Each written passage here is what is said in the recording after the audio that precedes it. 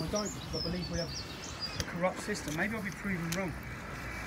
But this morning, we're in court, eh?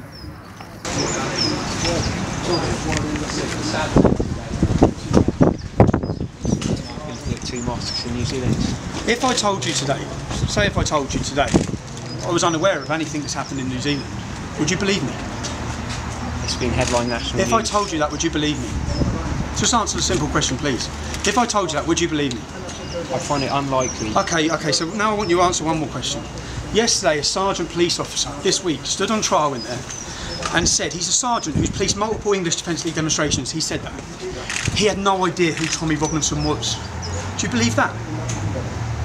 I wasn't in court yesterday. You won't give your comment on that. You give your comment on the first one. Will you please give your comment on that? Do you believe a sergeant for 14 years in the police force has held multiple English Defence League demonstrations whose first instant would be to told who I was as part of his briefing? Do you believe when he stood on oath and said he had no idea who I was? No? Will you comment? Yesterday. Oh, you can't comment on that. Now let me tell you, when jihadis do an attack, they tell you the verse from the Quran that inspired them to do it. You, the mainstream media, and every politician then bend over backwards to say it's got nothing to do with Islam. This monster who committed a completely cowardly attack against innocent people, yeah, this monster wrote a manifesto. In that manifesto, is my name in it? Does he mention me? No, he doesn't. He specifically tells you why he done it. But yet here you are, as the mainstream media, attempting to somehow associate me with a coward on the other end of the planet. How can you do that? Tell me how you do that as a journalist. How do you associate me with that? How are you doing that? Please tell me. Just ask you for your reaction. No, but please. Okay, so when there's an Islamic terrorist attack, you go stand outside every mosque and ask the imam that follows the same book as the terrorist. I don't follow the same book as this white supremacist. In fact, for 10 years, I've called out white supremacy. The same as I've called out Islamic extremism.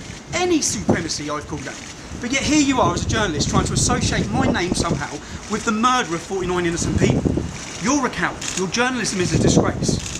Condemn these attacks. Did you not hear what I said?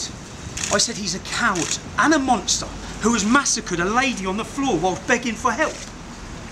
Your journalism is disgraceful that you've even asked me. You're even trying to associate me somehow with that.